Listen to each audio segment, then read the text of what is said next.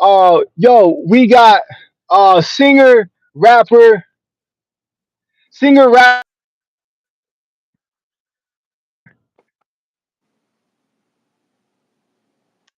Man, Oh! love, bro. Love. Yo, thanks for coming on the show, Bro, bro. thank you, man. Thank you.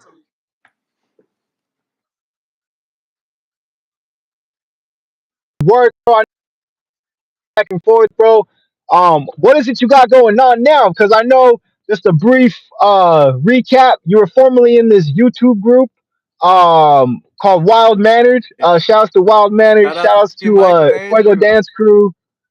Yeah, yo, let's go. The other bros.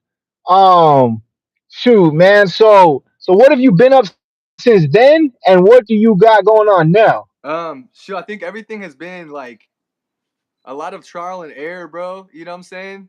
Definitely like a lot of mistakes that were made that have put me in this place right now. And it's like it's interesting because it's definitely like people talk about like divine intervention and stuff, and I definitely feel like a long time to even accept that that's what it was. And maybe that's what put me in this place at this moment right now. So I think like after YouTube, bro, it was like a lot of just like a lot of trying to figure things out, bro. Like I wanted to make music, you know what I'm saying? I really wanted to figure out another way for myself in a place that I was entertaining people that I didn't need to be like as rowdy or as like, I kind of wanted to come about it a different way.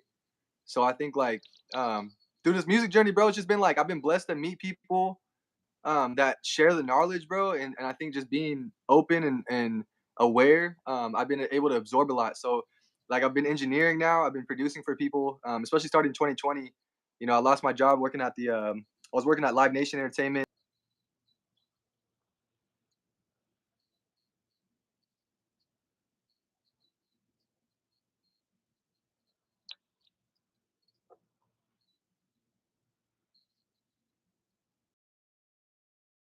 Hit people up, be like, pull up. The studios were so I'll tell people to pull it to the house in LA, and I just started recording. And like one of my homies, Kendall, I think you have met Kendall, but he basically had brought me out to like a label, not a big label, but it was like they used to be called Hitway Recording, and now they were called Synergy, and then Pineapple. They changed their name a few times, but I went over there and actually got a lot more experience just working on gear.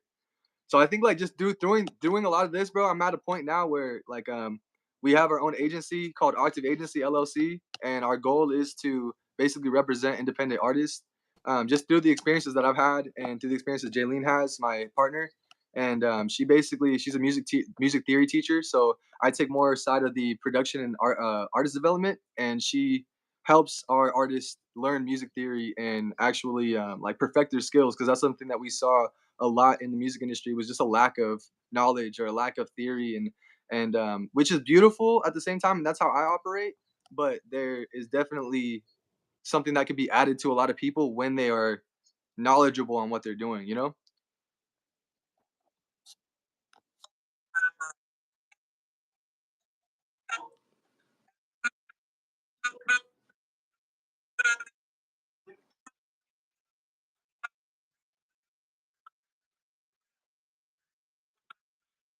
His musical journey, transitioning out of a YouTube group called Wild Mannered.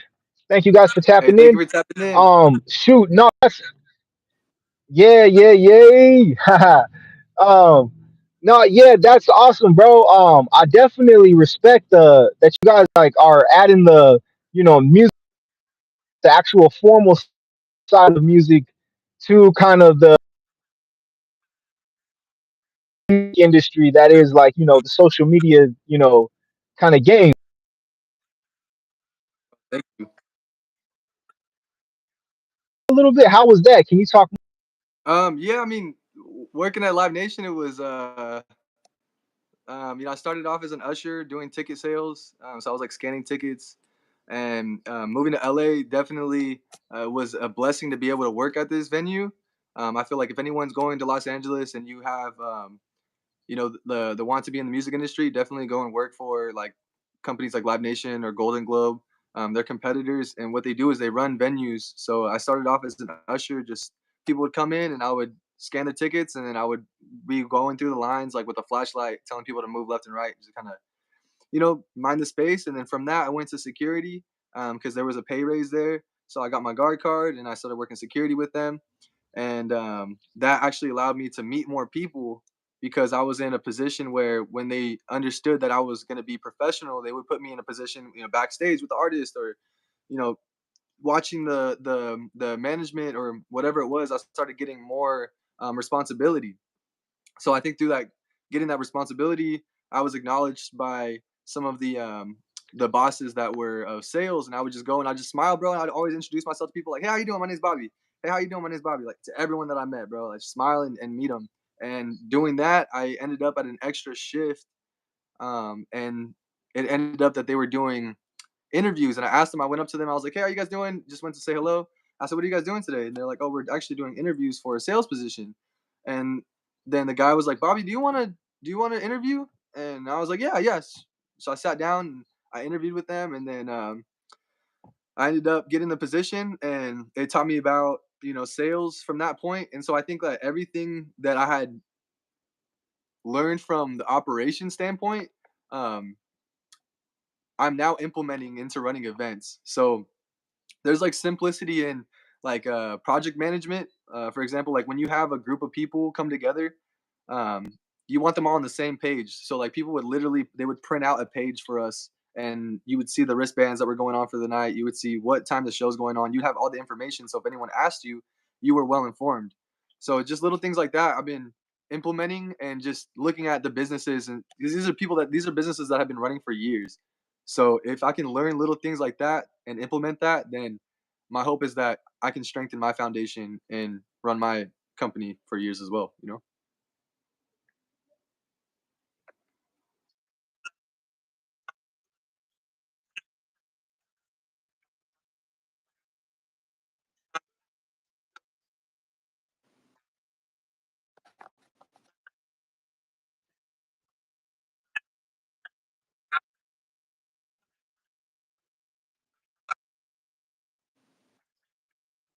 It's breaking up a little on my side.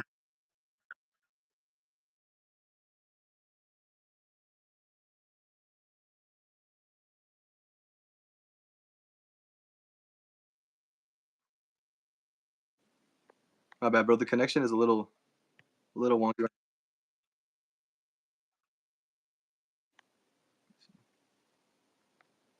Hey guys, let us know if you can hear us.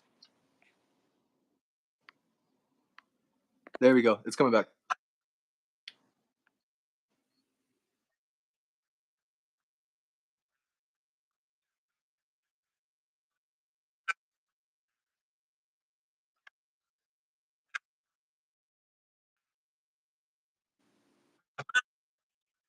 Um, so I saw some type of event on today.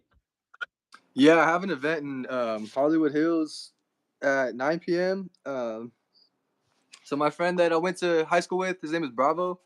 Um, he was like one of the older homies that I would kind of go by, and as a freshman, you kind of say what's up to the older homies, and kind of makes you feel cool, like saying what's up to the older homies type of thing.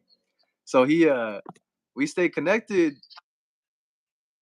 He started making music, and he came to one of my events that I threw, and he throws events too. So he gave me he came to one in LA, and he was like, "Hey bro, can I perform?" So I was like, "Yeah, fuck it, bro, come on, like let's get you on." And so he's doing the same for me right now. Hey, that's dope, bro. That's dope. Um,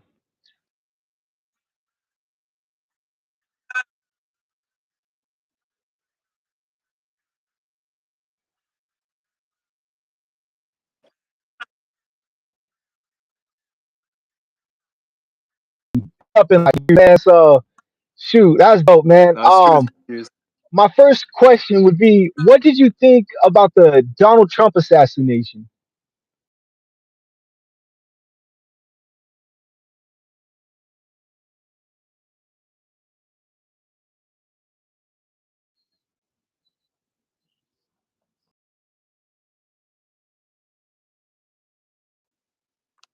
That's all I'm gonna say.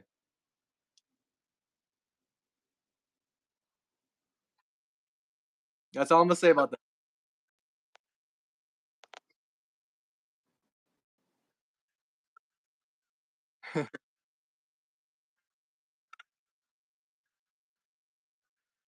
What we'll go ahead and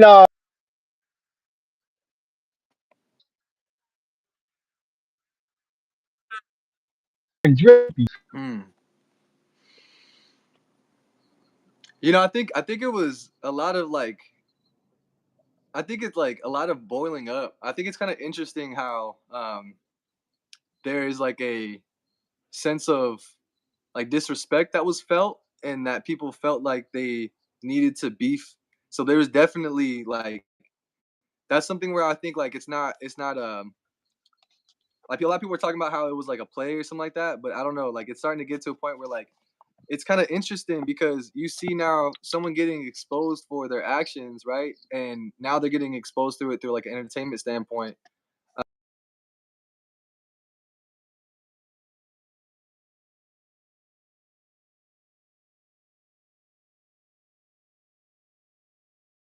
Already starting to see like some cancellations in shows, some Canadians and Americans getting into fights and stuff like that.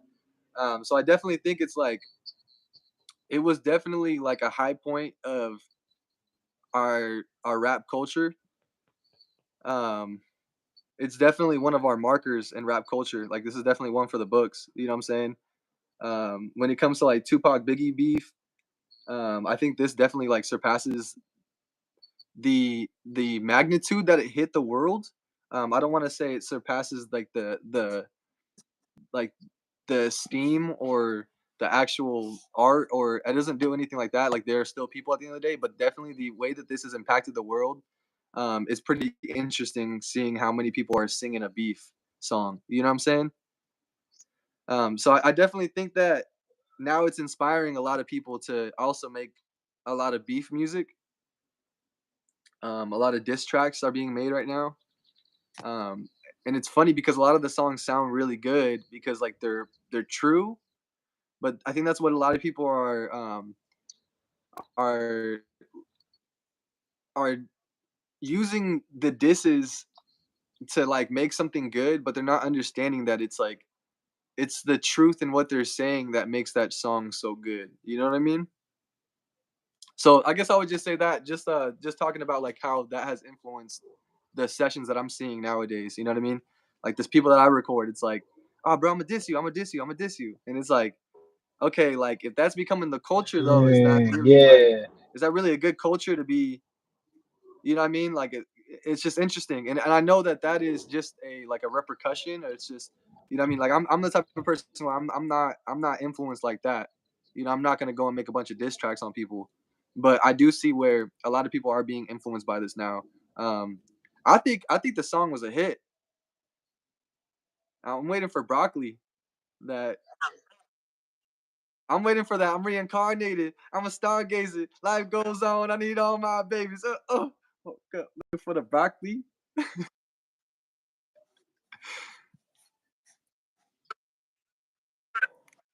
Hey, what did you think? What did you think about the beef?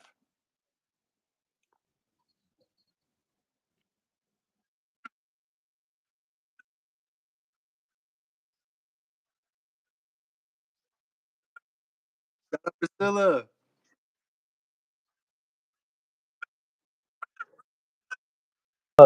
Then I look, you feel like it went too far. Like it got.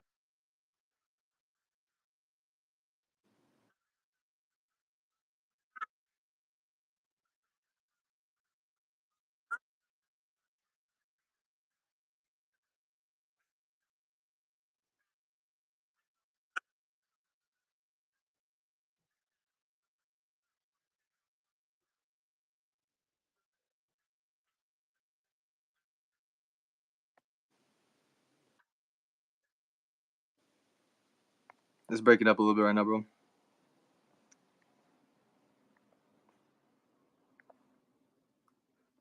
No. It's frozen, my guy. There we go. He came back.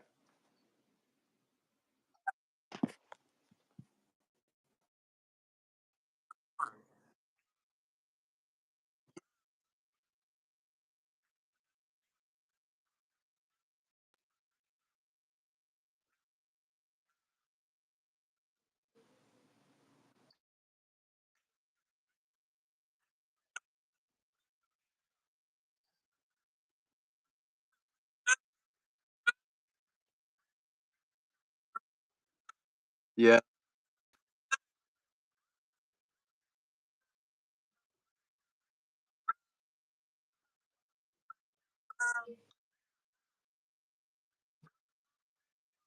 I feel like Drake.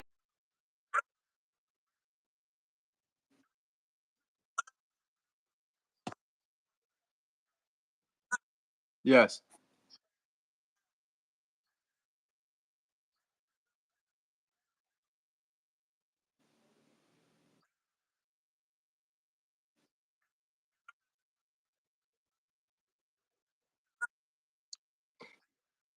Yeah. Nothing made me move, bro.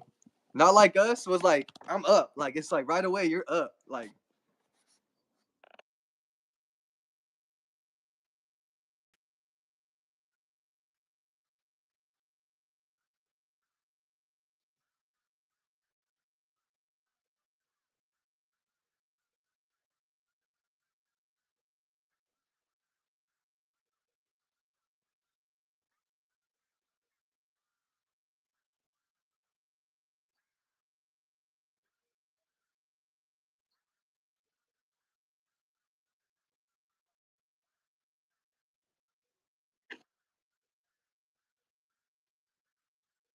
oh yeah. Here,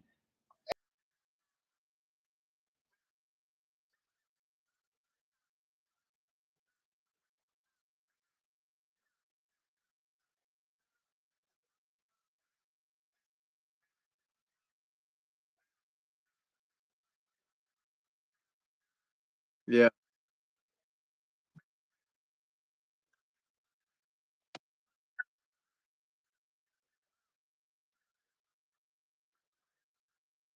Yeah. Yeah. so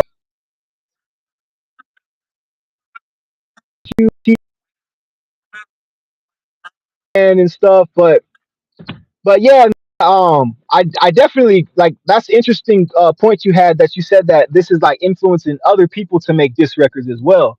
Yeah. I mean,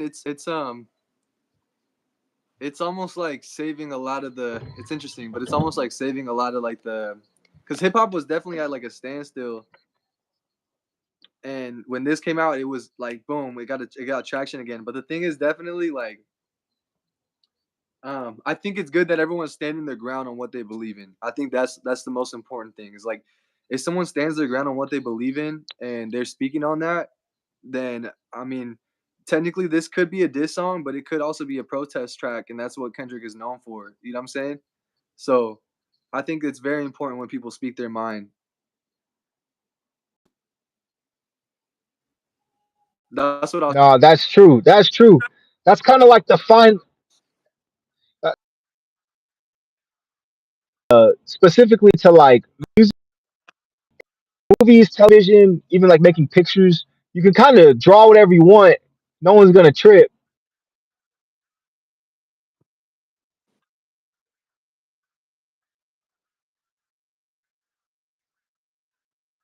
Yep. It's like interesting.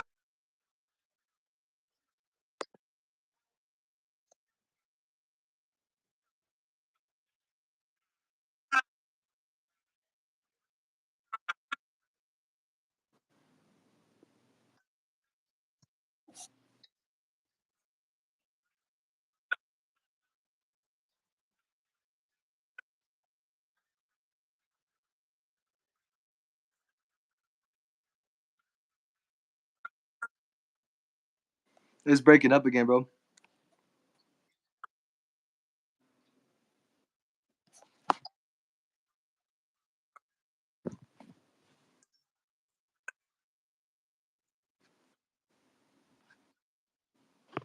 It's still breaking up a little bit. Yo, do you live in like San?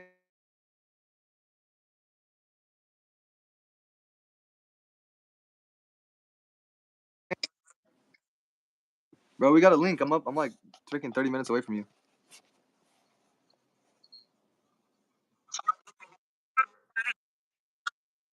If you're free, if you're free tomorrow, we're doing a music video shoot up here in Temecula.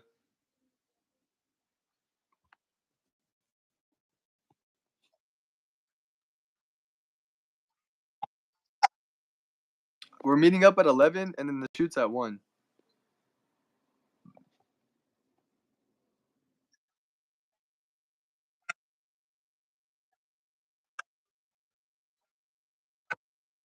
I got you.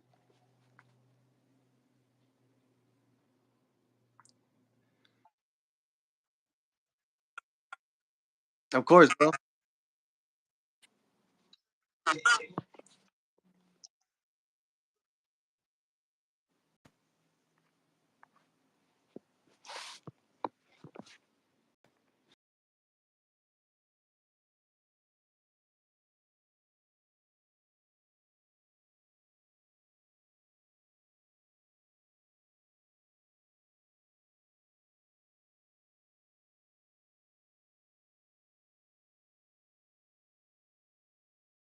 Probably so for coming,